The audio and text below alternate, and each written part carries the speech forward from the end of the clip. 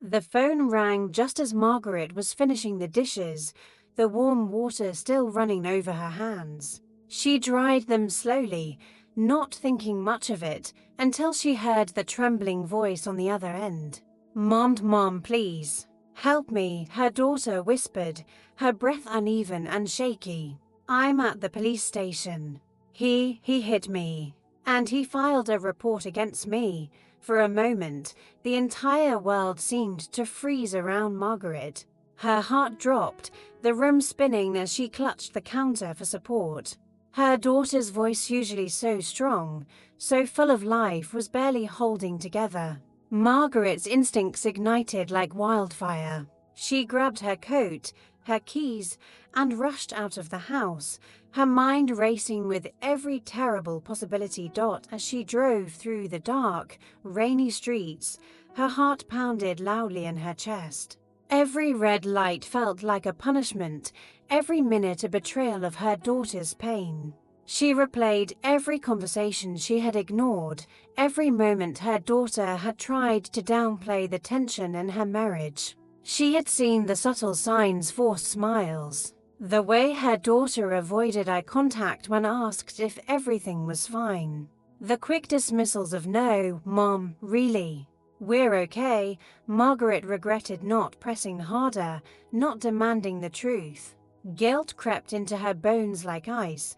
When she arrived at the police station, she saw her daughter sitting on a metal bench, her face pale, her hands shaking. Her hair was messy, mascara streaked from tears, and on her cheek was a faint, swelling mark. Something inside Margaret broke at the sight. She rushed to her daughter and held her tightly, whispering, I'm here now. Nobody is going to hurt you again." Her daughter collapsed into her arms, finally releasing all the fear she had been holding inside. A police officer approached them and began explaining the situation, his tone professional but sympathetic. The husband had arrived earlier, claiming his wife had attacked him. He provided a dramatic story, fake tears, and exaggerated injuries. But when officers spoke to Margaret's daughter, her story was calm, detailed, and consistent. There was fear in her eyes, not anger, real fear, the kind that couldn't be faked. The officer had suspected something was off from the beginning. Margaret's daughter explained everything in a soft but steady voice, how her husband had been controlling for months, how arguments had escalated, how he had begun accusing her of things she didn't do. That night, he snapped. He grabbed her, threw her against the wall, and when she threatened to leave, he smirked and said, "Go ahead. Nobody will believe you. I'll make sure of it." Then he hit her hard enough to bruise and immediately called the police to report that she had attacked him.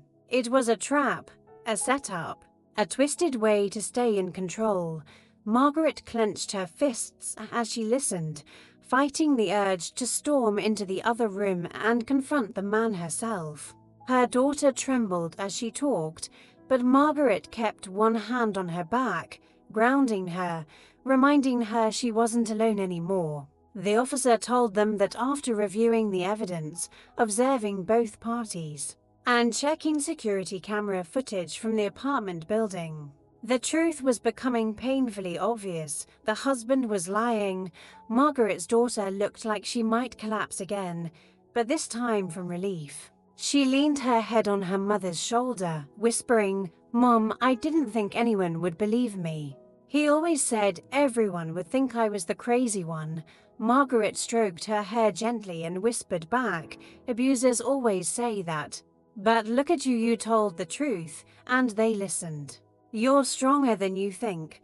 Hours passed as statements were taken, forms were signed, and officers continued gathering evidence. Eventually, the officer returned with a calmer expression and informed them that the husband was being detained for filing a false police report, domestic violence, and obstruction. Margaret's daughter sobbed this time out of relief, her whole body shaking as years of hidden pain poured out. Margaret held her, whispering reassurance again and again. promising they would rebuild everything, that this night would be the last time she ever suffered like this. When they finally left the station, the first hints of sunrise stretched across the horizon. The air felt cold but cleansing, like the world was offering a new beginning. Margaret wrapped her arm around her daughter as they walked to the car. Her daughter's voice quivered when she said, "Mom, thank you for coming." Margaret kissed the top of her head and murmured, "There will never be a day I won't come for you," as they drove home. Margaret silently vowed that her daughter would never return to that marriage, never fall into that darkness again. She would help her rebuild her life from scratch if she had to, no matter how long it took, no matter how hard it was. She would stay by her daughter's side because tonight proved something she had always known deep down: love is strongest when pain is deepest. And no mother lets her child fight alone in the darkest moments of their life. The next morning, Margaret woke to the sound of quiet footsteps in the hallway. Her daughter had barely slept. Margaret could see it instantly in the dark circles under her eyes and the fragile way she held her coffee mug. She stood in the kitchen, staring blankly at the window, as if trying to understand how her life had changed so suddenly overnight. Margaret approached her gently, placing a reassuring hand on her shoulder. Her daughter whispered, "I feel like I'm floating." Like none of this is real, Margaret understood. After years of silent suffering, the moment freedom begins often feels confusing rather than comforting. The body still expects danger. The mind still expects blame. She guided her daughter to sit down at the kitchen table, the early sun casting soft light across the room. For a long moment, they said nothing, letting the silence settle around them like a fragile blanket. Finally, her daughter let out a shaky breath and began speaking, not loudly, but with a quiet resolve Margaret hadn't heard in months. She admitted she had tried to leave him twice before. Each time, he had begged, cried, promised to change, and she had wanted to believe him because believing lies was easier than facing the nightmare of walking away. She had once imagined a beautiful future with him, a home, children, normal problems, not bruises hidden under sweaters and apologies rehearsed in the mirror. "Mom, I kept thinking it was my fault, that I wasn't patient enough, that maybe if I was kinder, less emotional." Margaret immediately took her hand, squeezing it tightly. "No, it was never you. It was always him." The words steadied her daughter just a little, enough for her to keep going. She confessed how he monitored her phone, criticized her clothes, isolated her from friends, and made her doubt her own sanity. She confessed how she learned to speak softly to avoid triggering him, how she learned to stay silent when he was angry, how she learned to survive instead of live. The more she talked, the more Margaret realized just how close she had come to losing her daughter to a quiet, unseen war happening behind closed doors. Later that afternoon, an attorney arrived, a friend of Margaret's who had seen cases like this too many times. He listened carefully, took notes, and explained the next steps: filing for a restraining order, gathering evidence, preparing for court. Her daughter's hands shook the entire time, but there was a new kind of fire in her eyes now. Not fear, clarity. She was beginning to understand that she had been trapped, manipulated, and gaslight for years. Now she finally had a chance to take control back. After the attorney left, Margaret found her daughter sitting on the sofa, staring at her wedding ring resting on the coffee table. She picked it up slowly, turning it between her fingers, and said, "I wore this thinking it meant safety, that I had someone who loved me. But now all I can feel is pain when I look at it." Margaret sat beside her, gently brushing her hair back. "It's just a piece of metal," she whispered. "Love protected you." He didn't. As night fell, Her daughter admitted something she had been too afraid to say before. She had been terrified to tell Margaret the truth because she didn't want to disappoint her. She thought her mother would be ashamed of her, or would tell her to try harder, or would think she was weak. Margaret felt her heart break at the thought. She pulled her daughter into a tight embrace and whispered fiercely, "There is nothing you could ever do that would make me ashamed of you. You didn't disappoint me, you survived. You were strong enough to call me. And I will always, always come for you." Her daughter's tears soaked into Margaret's shirt as she clung to her mother like the scared, exhausted child she once was. Just when the emotional weight of the day began to settle, Margaret received a call from the detective handling the case. New details had surfaced. The husband had a history of complaints from a former girlfriend, police records showing anger issues, and even a neighbor statement reporting shouting and objects breaking in their apartment. For the first time, Margaret saw her daughter breathe out a long, shaky sigh of relief. The truth was walking toward the surface, and for once, her daughter wasn't alone in the fight. That night, as Margaret tucked her daughter into bed like she used 2 years ago, she whispered, "You are safe here. You are home. And I promise you, this is just the beginning of your freedom." Her daughter closed her eyes, finally letting her body rest, knowing for the first time in a long time that she was protected, believed, and deeply loved. The following morning began with a strange stillness, the kind that settles over a home after something shattering has happened, when every sound feels louder and every silence feels heavier. Margaret woke early, not because she wasn't tired, but because mothers learn to rise before their children when storms are approaching. She walked quietly to the kitchen, preparing breakfast without really thinking: eggs, toast, tea, simple things she used to make when her daughter was a teenager returning from heartbreak she thought were the worst pain she'd ever feel. But this was different. This was the kind of pain that reshapes a person from the inside.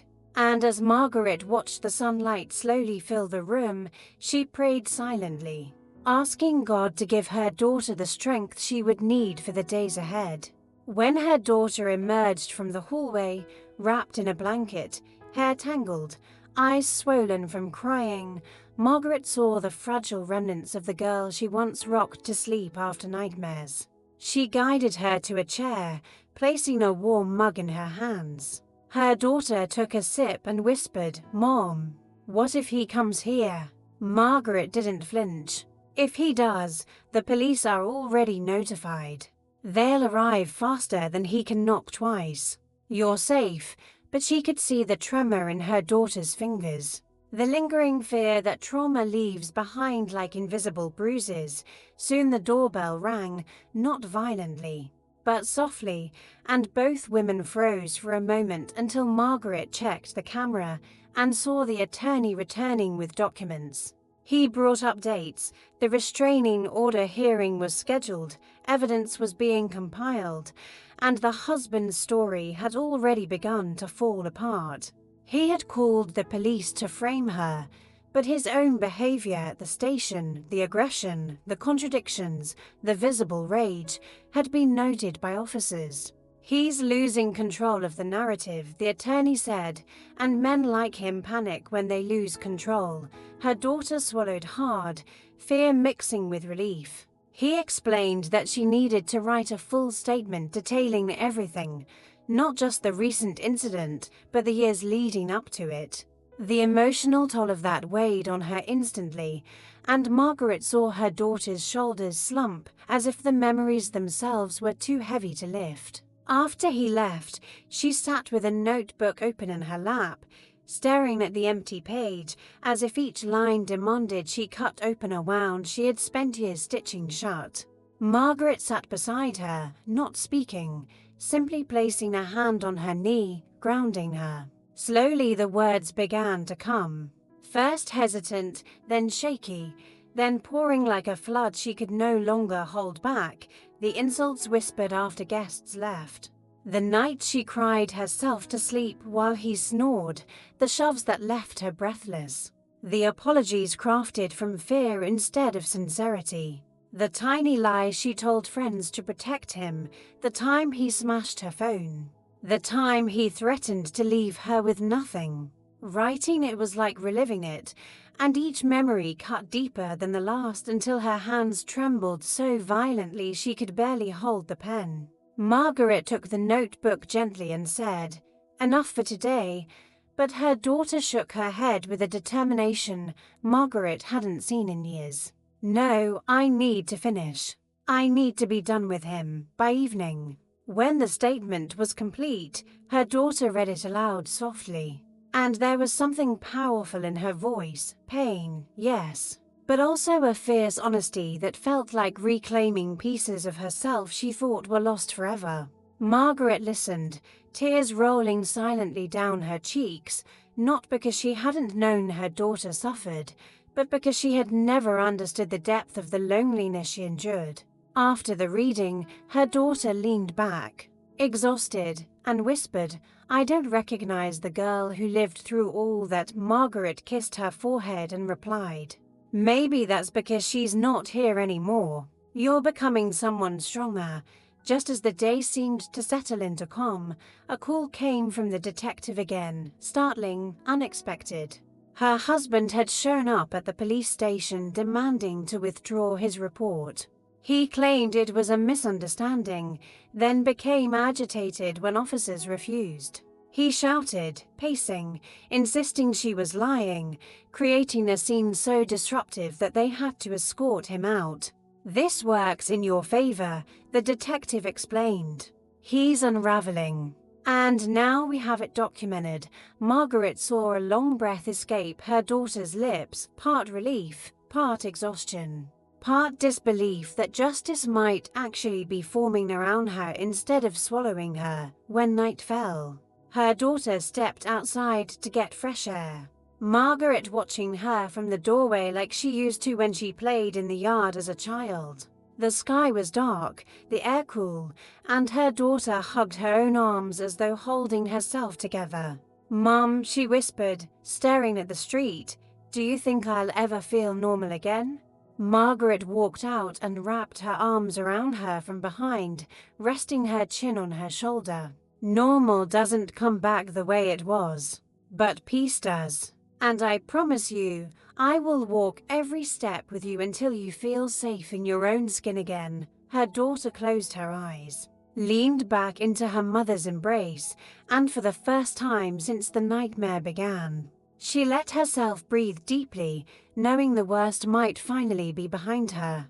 The next morning, the world felt strangely quiet, as if holding its breath for whatever would come next. And Margaret found herself waking before dawn again, listening to the soft rhythm of her daughter's breathing from the guest room.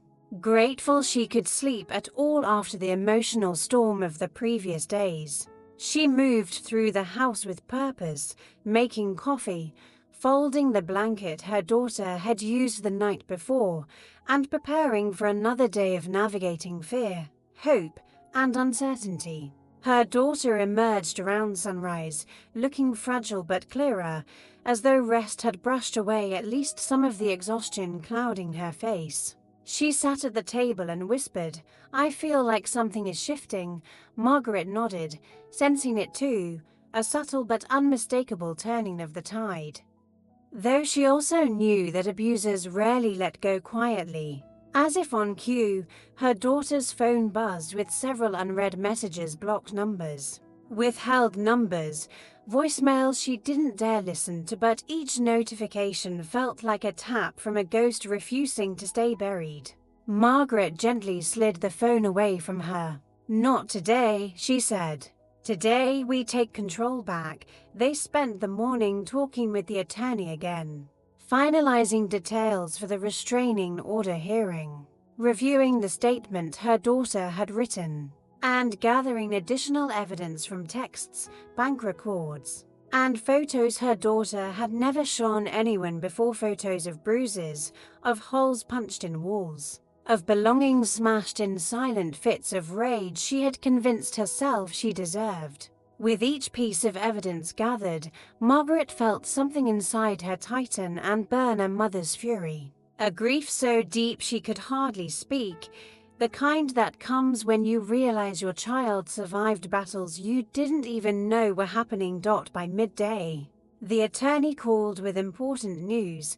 The husband had already hired a lawyer, which meant he was preparing to fight, but the lawyer requested a meeting, hinting that a settlement or negotiation might be possible. Margaret watched her daughter's face as she heard the news. There was a flash of fear, then anger, then something new, strength. "No," she said firmly, surprising even herself. "He doesn't get to negotiate after what he did. Not this time. I want the restraining order." Margaret's heart swelled with pride. It was the first time she had heard her daughter speak with that kind of conviction in years. In the afternoon, they drove to the police station to add supplementary details to the report, and even though her daughter trembled as they walked through the doors, she didn't turn back. Officers reviewed her expanded statement, asking questions gently, confirming timelines, documenting everything. One female officer placed a reassuring hand on her daughter's shoulder and said, "You're doing the hardest part right now. Most people never come forward. You're braver than you think." Those words seemed to echo in her daughter's chest long after they left the station, lingering like a small flame refusing to go out when they returned home. The atmosphere shifted again, quieter, heavier, as her daughter received a call from an unknown number. Margaret instinctively reached for the phone to silence it, but her daughter stopped her. "No." "Let me see," she answered, holding the phone to her ear with a shaky hand but saying nothing. A familiar voice crackled through the speaker, her husband, sounding panicked, desperate, his anger drained into something resembling fear. "Where are you? We need to talk," he said, his tone far too soft for the damage he had inflicted. "You're blowing this out of proportion. I didn't hit you. I barely touched you. Why are you doing this to me?" Margaret watched her daughter's face shift from fear to disbelief to sadness, and then to something she hadn't seen before, clarity. Her daughter finally spoke, her voice steady and quiet. "I didn't do anything to you. You did this to yourself," he sputtered, raising his voice, trying to regain the control he was losing. But her daughter calmly hung up, dropped the phone onto the table, and took a deep breath that sounded like freedom. "I can't believe I used to be afraid of that voice," she whispered. Margaret wrapped her arms around her, realizing that moment was more than progress, it was a breakthrough. As evening settled, her daughter sat on the porch, wrapped in a cardigan, staring at the golden hue of the sky as if it were a portal to a future she hadn't dared imagine. She spoke quietly about the years of manipulation she had endured, how she had become so small trying to fit inside the cage he built for her that she forgot what it felt like to take up space. Margaret listened, letting her daughter's words fill the air, letting her release everything she had held inside for far too long. "I used to think I needed him," her daughter said, "because I thought no one else would put up with me." Margaret felt her heart twist painfully. "Sweetheart, you were never the problem," she replied. "He cut away at your confidence until you believed you were nothing. But you're remembering who you were before him. And who you are is extraordinary." Her daughter leaned her head on her mother's shoulder, letting tears slip quietly down her cheeks, not tears of fear this time, but of mourning, of healing, of rediscovery. Later that night, as they prepared for bed, her daughter paused in the hallway and said, "Mom, thank you for not giving up on me." Margaret cupped her cheek gently, her voice soft but unwavering. "I would walk through fire for you, always." After her daughter went to sleep, Margaret sat alone in the quiet living room, staring at the dim glow of the lamp and thinking about how fragile life becomes when someone you love is in danger. She thought of the years she had tried to intervene, the times she saw hints of bruises and excuses, the moments she wondered if she should push harder or stay quiet, terrified that if she challenged her daughter's husband too dramatically, he might retaliate. Now she understood the truth. She had been fighting a war she didn't even know the full scope of, and yet somehow they had reached this point where healing was finally possible. She whispered a small prayer of gratitude, asking God to give her daughter strength for the coming days, because healing wasn't a straight line, and the legal process was just beginning. But for the first time in years, Margaret felt hope, not fragile. Trembling hope, but solid, rising hope. The kind that grows in the heart of a mother who has seen her child survive something unimaginable and emerge with a fire she thought had been extinguished forever.